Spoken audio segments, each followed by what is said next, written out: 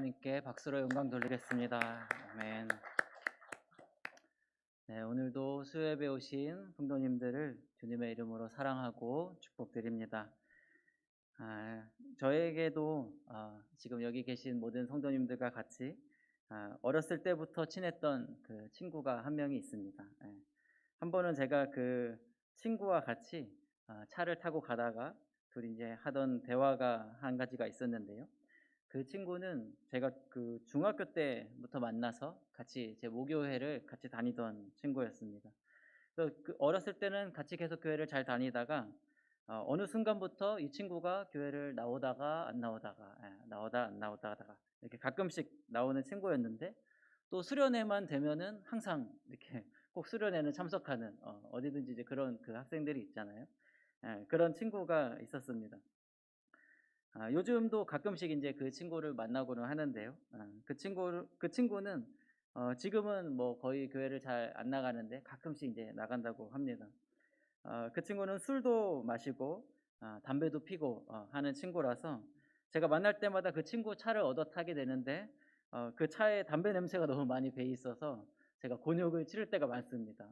그 친구 차를 탔다가 다른 사람을 만나면 마치 제가 담배를 핀 것처럼 이렇게 돼 가지고 참 그 어려울 때가 있었는데, 그런데 참 그 신기한 것은 그 친구의 차에 그 담배 냄새가 참 많이 배어 있는데, 이상하게도 제가 그 친구 차를 타면은 그 친구 차에서 찬양이 흘러나오는 거예요. 그 친구가 교회는 요즘 잘 안 나오고 이렇게 뭐 술도 마시고 이제 세상 일대로는 다 하는데 또 찬양은 계속 이제 차를 타면서 듣고 있는 것이죠. 그래서 이제 제가 어느 날은 그 친구하고 둘이 이제 차를 타고 가다가 갑자기 정말 궁금해져서 제가 한번 친구한테 물어봤습니다. 이렇게 질문을 했는데요. 누구누구야, 친구야, 너는 구원의 확신이 있니? 이렇게 물어봤습니다. 너는 구원을 받을 거라고 생각하니? 하나님한테 구원의 확신이 있어? 이렇게 물어봤습니다. 정말 그냥 궁금해서 물어봤습니다. 그 친구 마음이 어떨까? 이런 생각이 있어가지고요. 그러자 그 친구가 어떻게 저한테 대답했을까요? 친구가 한동안 진지하게 고민했습니다. 그 운전하고 가다가 한동안 진지하게 고민을 하다가 저한테 이렇게 대답을 했습니다. 응, 있는 것 같아. 이렇게 대답을 하더라고요. 그래서 제가 잘 생각해 보다가 조금 이상해가지고 그 친구한테, 아니, 있으면 있는 거고 없으면 없는 거지. 확신이 있으면 있는 거고 없으면 없는 거지. 있는 것 같아는 뭐야? 구원의 확신이 있는 것 같아. 이렇게 하는 건 뭐지? 그러면은 만약에 너의 그 구원의 확신을 퍼센트로 따지면 넌 몇 프로 정도 이제 구원을 받을 수 있다고 생각하고 있니? 이렇게 물어봤더니 그 친구가 60% 정도는 난 구원을 받을 수 있을 거다. 이렇게 생각을 하더라고요. 그 기준은 잘 모르겠어요. 그래서 제가 다시 물어봤습니다. 그러면 그 너를 헷갈리게 하는, 너의 구원의 확신을 흔드는 그 40%가 도대체 뭐니? 왜 그렇게 너가 40%가 내가 구원을 받을 수 없을지도 모르겠다 이런 생각을 하는지 물어봤습니다. 그랬더니 그 친구가 이렇게 대답했습니다. 내가 구원을 받을 것 같기는 한데 여전히 나의 안에 그 죄의 문제가 남아있는 걸 내가 알고 있기 때문에 내가 쉽게 대답하기가 어렵다 하는 얘기를 했습니다. 내 안에 반복되는 죄들, 그리고 그 죄를 별로 놓치고 싶지 않고 이 놓치고 싶지 않은 즐거움들, 그 친구한테는 담배 피고 술 마시고 뭐 이런 것들이 그 중에 하나라고 생각이 들 수도 있겠습니다. 물론 그 담배를 피고 술을 마신다고 해서 우리가 구원을 못 받거나 이렇게 하지는 않습니다. 모두가 다 잘 아시는 것처럼 제 친구도 이제 그것은 알고 있었습니다. 우리는 믿음으로 구원을 받습니다. 모두가 다 아실 거라고 생각합니다. 그런데 제 친구도 그런 것은 다 알고 있지만 그런데 뭔가 이상하게 찜찜하다 하는 거였어요. 내 믿음으로 구원을 받는데 뭔가 그래도 조금 그 찜찜해 이렇게 얘기를 했습니다. 그러고 이제 차를 타고 쭉 가고 있는데 어느 순간 갑자기 제 친구한테 그 믿음이 생겼나 봐요. 성령님이 오신 건지 갑자기 믿음이 생겨가지고 저한테 근데 내가 다시 생각해 보니까 그래도 내가 구원을 받을 수 있을 것 같아. 이렇게 구원에 난 확신이 있다. 이렇게 갑자기 얘기를 하더라고요. 그래서 제가 물어봤습니다. 왜 갑자기 왜 그러니? 무슨 이유 때문에 그러지?" 이렇게 물어봤더니 자기가 그런 모습이 있는데 하나님이 나를 사랑한다고 생각한대요. 하나님이 나를 너무 사랑해서 '내가 구원을 받을 수 있을 것 같다.' 이렇게 이야기를 했었습니다. 그 기억이 있는데요. 혹시 여러분은 조금 우스운 질문일 수 있을 것 같지만 우리 성도님들은 구원의 확신을 가지고 계십니까? 네. 아멘. 네. 몇 프로 정도 가지고 계신가요? 네. 대부분 100% 하나님을 믿는 구원의 확신이 있으실 거라고 생각하지만 혹 아닌 분도 계실 수 있다고 생각합니다. 만약에 내가 100% 하나님 앞에 내가 구원의 확신이 있다고 생각하지 못한다면, 내 안에 어떤 어려운 마음이 있다면 아니라고 말하는 것이 훨씬 더 하나님 앞에 정직하고 아름다운 고백입니다. 그렇다면 제가 제 친구와 대화했을 때 이런 50%, 60%, 70% 구원의 확신, 이런 개념들은 어디서 나오는 것일까요? 바로 이런 개념은 우리의 행위가 구원에 영향을 미친다 하는 생각에서 나오는 것입니다. 나는 하나님을 믿긴 믿는데 하나님께서 나를 구원해 주실 것은 같은데 내 모습을 보니까 좀 이상한 거예요. 내가 살아가고 있는 모습을 보니까 조금 이상한데 싶은 거죠. 이게 바로 나의 행위가 내 구원에 영향을 미친다. 그런 생각이 머릿속에 남아있기 때문에 이런 생각이 드는 것입니다. 그러나 성경은 하나님께서 우리에게 주시는 구원에 대해서 이렇게 말씀하고 있습니다. 에베소서 2장입니다. 너희는 그 은혜에 의하여 믿음으로 말미암아 구원을 받았으니 이는 너희에게서 난 것이 아니요 하나님의 선물이라. 행위에서 난 것이 아니니 이는 누구든지 자랑하지 못하게 함이라. 성경은 분명히 우리의 구원이 우리의 행위에서 나오는 것이 아니라 하나님의 은혜에 의해서 믿음으로 말미암아 받는 것이라고 이야기하고 있습니다. 또 로마서 10장 9절은 이렇게 이야기합니다. 내가 만일 내 입으로 예수를 주로 시인하며 또 하나님께서 그를 죽은 자 가운데서 살리신 것을 내 마음에 믿으면 구원을 받으리라. 우리의 구원은 어디서 온다고 말씀합니까? 입으로 예수님을 주로 고백하는 것, 그리고 예수님의 부활을 우리의 마음으로 믿음에서 옵니다. 예수님을 주로 고백한다는 것은 우리가 성령으로 말미암지 않고는 예수님을 주로 고백할 수 없으므로 성령님께서 이미 그 사람 가운데 일하기 시작하셨다는 말과 같습니다. 물론 이 로마서 10장의 말씀이 당시의 시대적 상황을 생각해 봤을 때 로마의 대박해를 받던 상황에서 내가 예수를 그리스도라고 고백하는 것이 지금 우리가 나는 기독교인이다 이렇게 말하는 것과는 비교할 수 없는 무게의 차이가 있습니다. 그렇지만 그럼에도 불구하고 중요한 사실은 성령님께서 우리 안에 계시지 않는다면 우리가 예수님을 주로 고백할 수 없다는 사실입니다. 그것이 우리가 예수님을 주님을 모시고 내 삶이 얼마나 변화했든지랑은 조금 다른 문제입니다. 우리가 그렇게 거꾸로 생각한다면 내가 예수님을 따르는 삶의 모습이 있기 때문에 예수님을 내 주님으로 받아들였다 한다면 우리의 구원이 행위에 있다고 받아들인 것입니다. 그러나 우리가 예수님을 주로 고백하고 하나님을 우리의 아버지로 고백하는 것은 성령님께서 우리에게 거저 주시는 은혜라는 것이죠. 우리가 내가 예수님을 주님으로 모신 사람처럼 그렇게 삶을 살아가기 때문에 예수님이 나의 주님이라고 고백하는 것은 사람의 중심된, 내가 중심된 인본적인 믿음입니다. 그런데 성령님이 우리를 깨닫게 해주시기 때문에 우리가 예수님을 주로 고백한다고 이렇게 우리가 신앙을 고백하는 것, 이것은 하나님 중심의 믿음입니다. 두 번째로 예수님의 부활을 마음으로 믿는다는 것은 죄로 인해 우리가 영원히 죽을 수밖에 없는 우리를 대신해서 예수님께서 십자가를 지셨고 십자가에서 내 모든 죄의 값을 치러졌다는 것을 진리를 받아들이는 믿음을 말합니다. 그러므로 우리의 행위를 보고 믿는 것이 아니라 예수님께서 하신 행위를 보고 믿는 것입니다. 내가 구원을 받았다고 생각할 때 내가 어떻게 하기 때문에 구원을 받은 것이 아니고 예수님이 하신 그 놀라운 행위 때문에 우리가 구원을 받는 것이죠. 그것을 믿음에서. 그러므로 60%, 70%, 80% 구원은 사실은 없는 것입니다.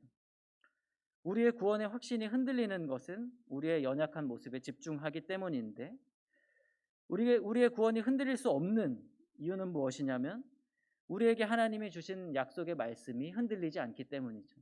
예수님께서 하신 일, 예수님께서 우리에게 주시는 약속, 이 말씀이 흔들리지 않기 때문에 우리가 이 말씀으로 구원을 받아들인다면 우리의 구원은 흔들리는 구원이 될 수 없는 것입니다.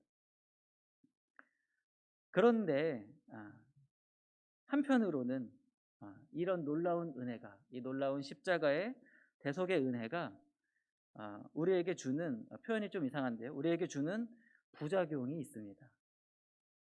그건 바로 이게 어떤 부작용이냐면 우리가 스스로를 생각하기를 나는 어쩔 수 없는 본질상 죄인이다.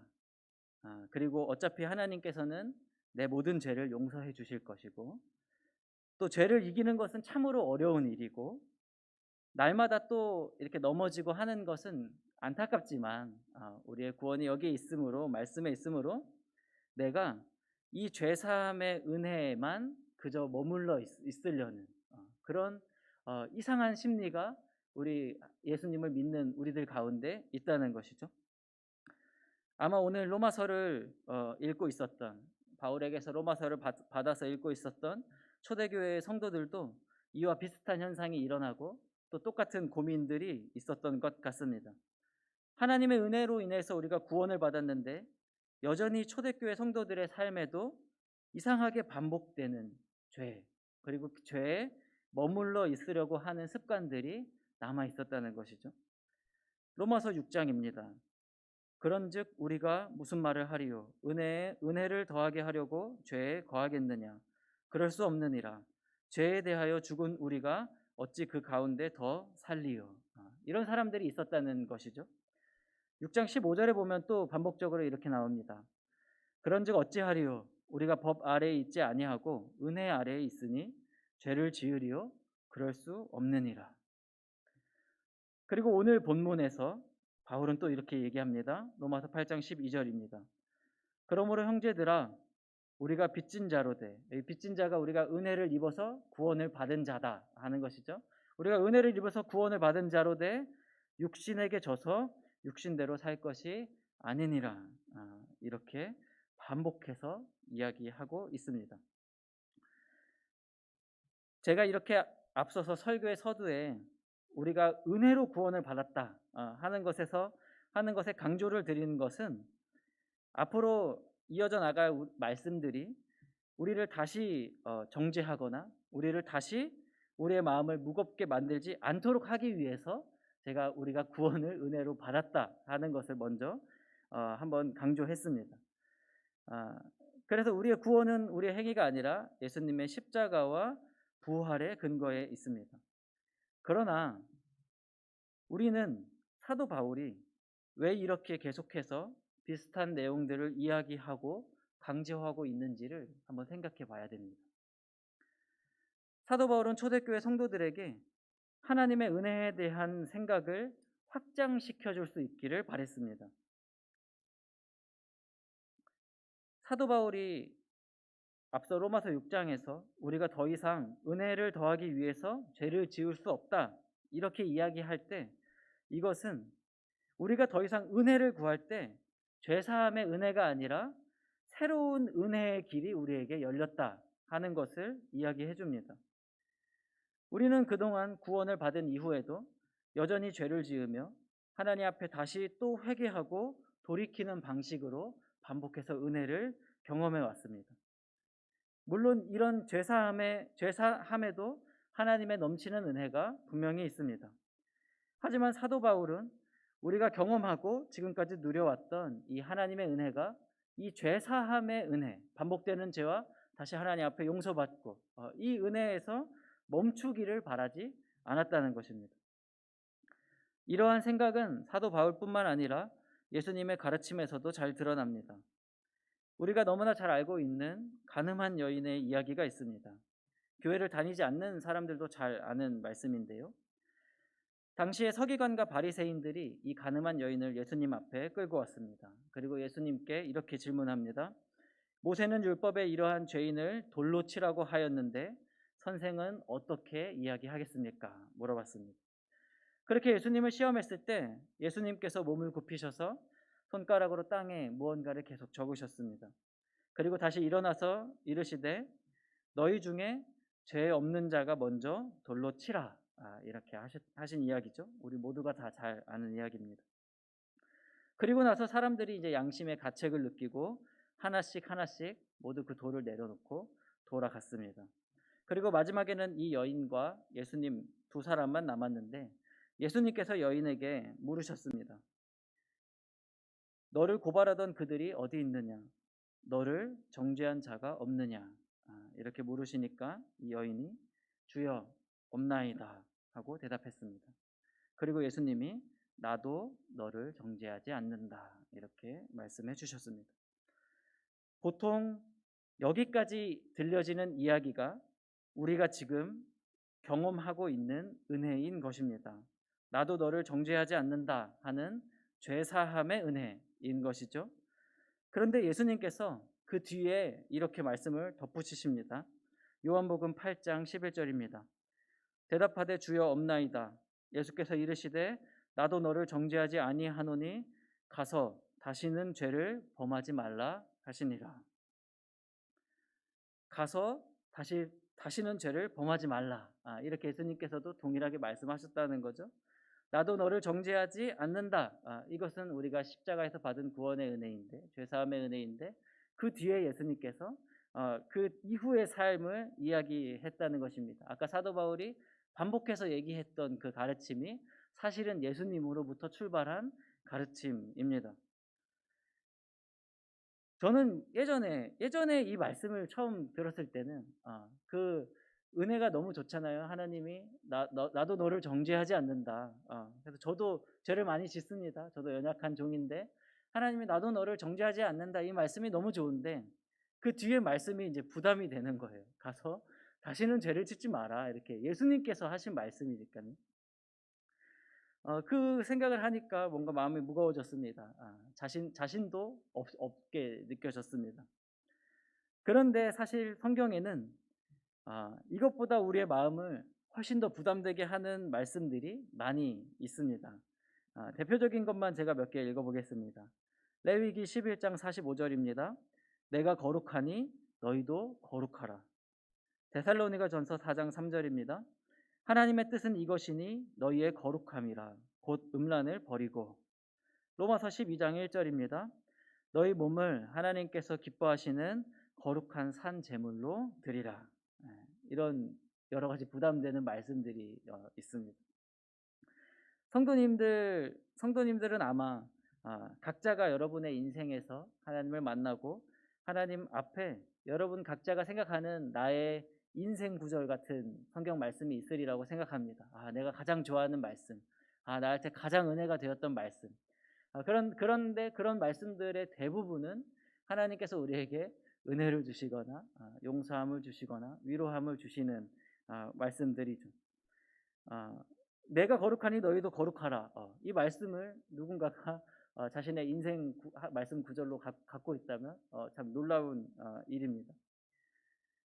하지만 우리가 분명하게 알아야 하는 것은 성경에는 하나님께서 우리의 죄를 용서해 주신다는 사랑의 말씀만큼이나 이 거룩에 대한 이야기가 많이 나온다는 것입니다. 우리가 이것을 그냥 무시할 수 없다는 것이죠. 그런데 이렇게 계속해서 거룩에 대한 이야기, 우리의 삶의 행실에 대한 이야기가 반복해서 나오는 이유가 있습니다. 그것은 하나님께서 우리가 쉽게 오해하는 것처럼 내가 너희를 구원했으니 너희는 이렇게 살아야 한다. 이런 조건적으로 하나님께서 우리에게 주시는 말씀이 아니라 하나님께서 우리의 은혜의 지평을 확장시켜 주시기 위한 것입니다. 만약에 우리 성도님들께서 신앙생활을 하는데 내가 하나님을 믿고 교회를 다니고 신앙생활을 하는데 큰 기쁨이 없다. 내가 하나님 앞에 즐거움이 별로 없다.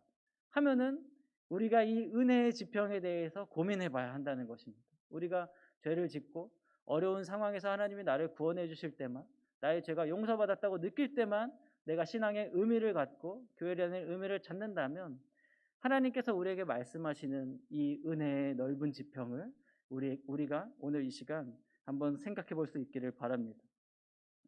지금까지 이야기했던 내용을 비유로 이야기하면 이렇습니다.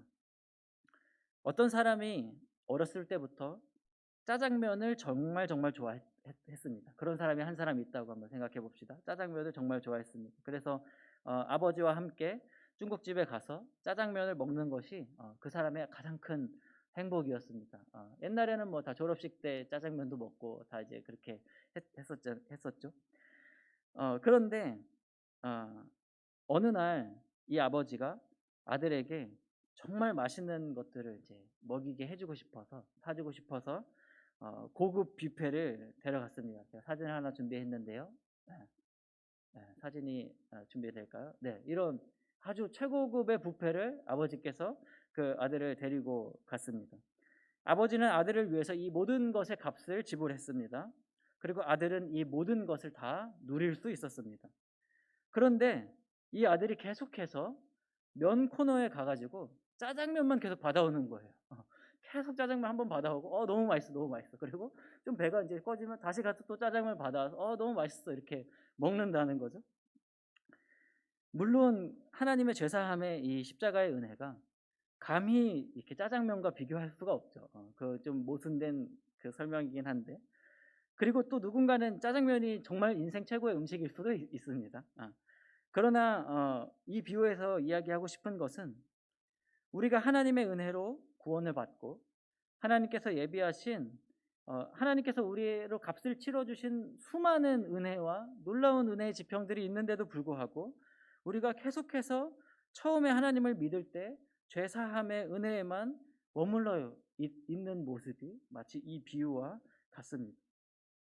하나님은 우리를 위해서 더 좋은 것들을 많이 준비해 두셨습니다.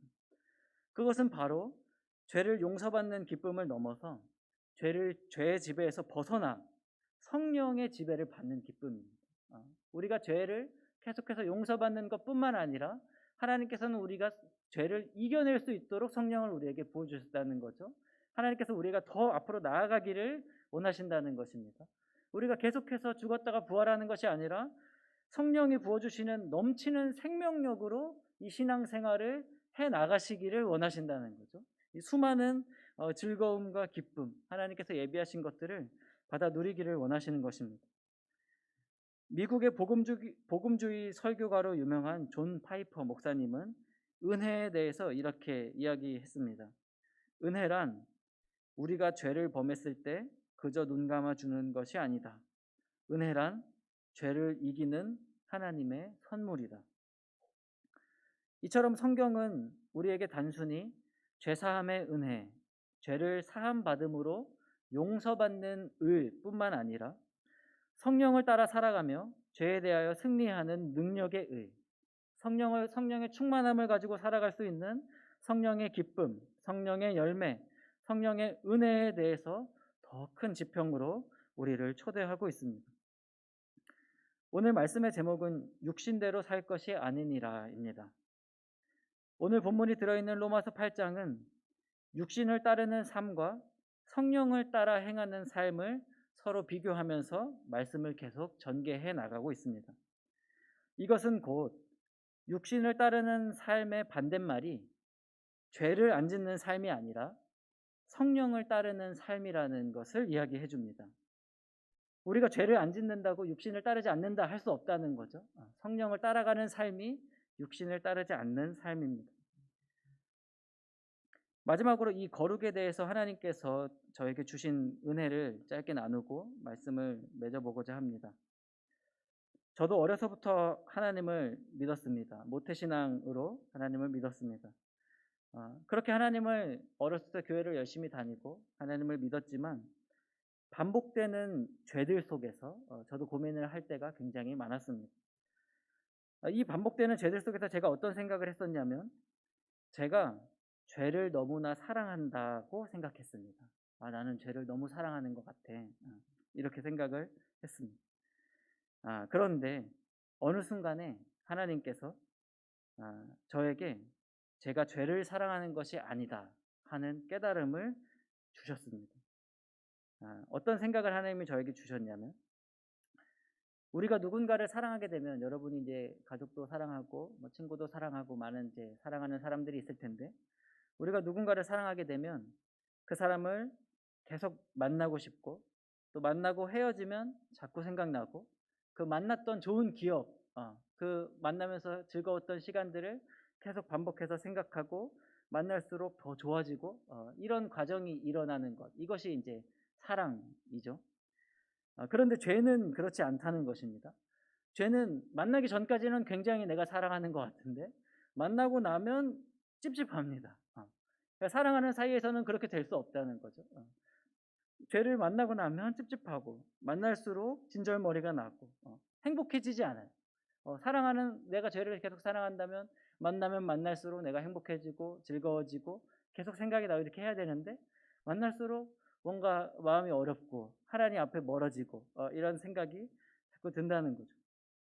그래서 하나님께서 저에게 깨닫게 해주셨던 마음이, 저는 이렇게 착각했습니다. 제 본성이 죄를 사랑하고 있구나, 이런 생각을 많이 했어요. 그런데 하나님께서 저에게 어떤 말씀을 주시냐면, 너의 영혼은 죄가 아니라 하나님을 갈망하고 있다. 너의 영혼은 죄가 아니라 거룩을 갈망하고 있다는 것입니다. 그것이, 제가 이 깨달음을 얻고 나서는 제가 반복되는 죄를 또 지을 때마다 계속 이걸 깨닫게 되는 거예요. 나는 거룩을 지금 갈망하고 있어. 나는 지금 하나님을 사랑하고 있어. 이것들을 알게 되는 것입니다. 그렇다면 우리는 왜 이런 죄를 계속해서 다시 반복해서 지으면서 살아갈까요? 서두에 제 친구의 이야기처럼 우리는 왜 이 죄를 포기할 수 없는 그것처럼 생각하는 것일까요? 그것은 우리가 죄를 너무 사랑해서가 아니라 더 좋은 것들을 경험하지 못해서입니다. 하나님이 우리에게 주시는 그 하나님과의 교제, 하나님이 주시는 풍성함, 하나님이 주시는 성령의 열매, 성령의 충만함, 주님의 임재 안에 있는 그 기쁨이 얼마나 좋은지를 잘 모르면 이 죄가 자꾸 우리를 유혹한다는 거죠. 제가 이제 물론 저도 여전히 연약합니다. 연약함 가운데 있지만, 제가 이제 죄가 싫어지는 게 아니라 어떤 게 싫어지냐면, 죄를 지으면 하나님과 멀어지는 게 싫어집니다. 하나님과의 기쁨을 누렸기 때문이죠. 하나님 안에서 성령이 주는 그 충만함을 누렸기 때문에, 이 죄를 지으면 내가 하나님과 멀어진다는 걸 이제 알아버렸어요. 그게 사탄이 우리에게 주는 목적이죠. 아담이 처음에 죄를 짓고 하나님을 피해서 숨었던 것처럼. 그러므로 사랑하는 상일교회 성도 여러분, 오늘 예배를 통해서 이것 한 가지를 꼭 기억하고 돌아가실 수 있기를 바라는데, 그것은 바로 우리의 영혼이 죄를 사랑하는 것이 아니라 하나님을 갈망하고 있고 거룩을 사랑하고 있다는 것입니다. 하나님께서는 우리를 그렇게 하나님을 닮은 형상으로 창조하셨습니다. 처음부터 우리가 그렇게 지음을 받았습니다. 하나님을 사랑하도록, 하나님을 따라서 거룩을 사랑하도록 우리가 창조되었다는 것이죠. 그런데 우리가 자꾸 속는 것입니다. 그러므로 우리는 행위적인 정결을 요구하는 율법의 속삭임에 집중하는 것이 아니라, 내가 지금 성령을 따라 살아가고 있는가, 내가 지금 하나님과 동행하는 삶을 살아가고 있는지에 대해서 초점을 맞추고 살아가야 합니다. 혹 내가 하나님 앞에 지금 부끄러운 모습들이 있다고 한다면, 우리는 하나님의 긍휼과 때를 따라 돕는 그 은혜를 의지하여 하나님의 보좌 앞에 더더욱 담대히 나아가야 하는 것입니다. 내가 죄가 있다고 하나님을 멀어지는 것이 아니라 하나님 앞에 더 담대하게 나아가야 한다는 것이죠. 하나님의 은혜가 우리에게 있다는 것을 믿음으로. 그래서 우리 사랑하는 상일교회 성도님들의 삶이 죄사함의 은혜를 넘어서서 성령의 충만함과 성령께서 주시는 기쁨과 생명력이 넘치는 놀라운 삶이 빚어져 가시기를 주님의 이름으로 간절히 축복드립니다. 네, 우리 이 시간에 같이 한번 기도하면 좋겠습니다. 우리 이 시간에 같이 기도할 때 성령의 충만함을 위해서 같이 기도하고 싶은데요. 우리가 성령의 충만함을 받을 수 있는 가장 최고의 길은 성령의 충만함을 사모하는 것입니다. 그리고 그 사모하는 마음을 가지고 하나님께 구하는 것이죠. 예수님께서는 구하는 자에게 아버지께서 성령을 주시지 않겠느냐 이렇게 약속해 주셨습니다. 그래서 이 시간 우리 함께 기도하실 때 하나님, 나에게도 성령의 충만함을 허락하여 주옵소서.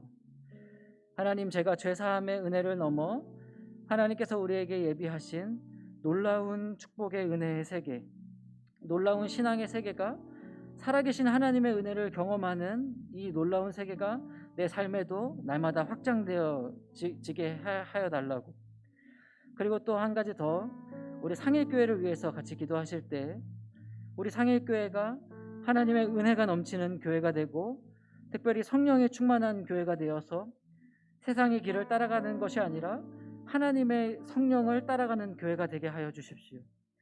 성령의 열매를 맺는 교회가 되게 하여 주시고, 그리하여 이 땅과 이 상일동 지역과 이 땅 가운데 우리가 복음을 심고 영혼을 먹이고 구원의 열매를 맺는 그런 하나님의 복된 교회가 되게 하여 달라고 이 시간 자기 자신의 영혼과 우리 상일교회를 위해서 같이 한번 기도하도록 하겠습니다. 사랑하는 하나님, 감사합니다. 하나님,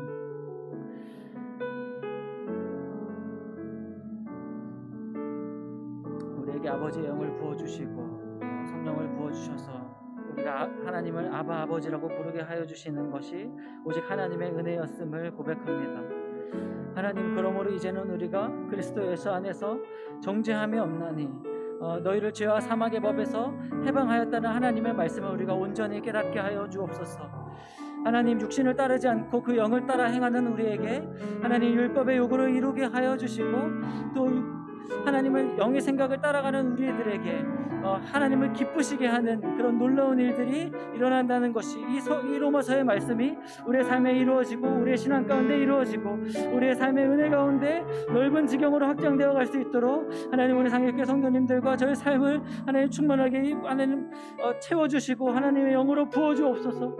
하나님, 우리가 특별히 간구하옵기는 하나님, 우리가 죄에 대해서 그동안 묶였었던 것들이 있다면 이 시간 우리의 죄에 대한 묶임들이 하나님 예수 그리스도의 보혈과 십자가로 인하여서 끊어지게 하여 주시고, 하나님, 우리 각 사람에게 하나님 성령의 믿음을 허락하여 주셔서 하나님, 우리가 우리의 모습을 보고 우리의 행위로 우리의 구원을 받아들이는 것이 아니라 하나님께서 우리에게 주시는 말씀과 약속의 그 구원의 은혜를 보고 하나님 흔들리지 않는 말씀을 의지하여 하나님, 우리가 주님 안에서 우리의 구원의 확신을 가지고 날마다 성령에 의지하여 나아갈 수 있는 삶이 되게 하여 주옵소서.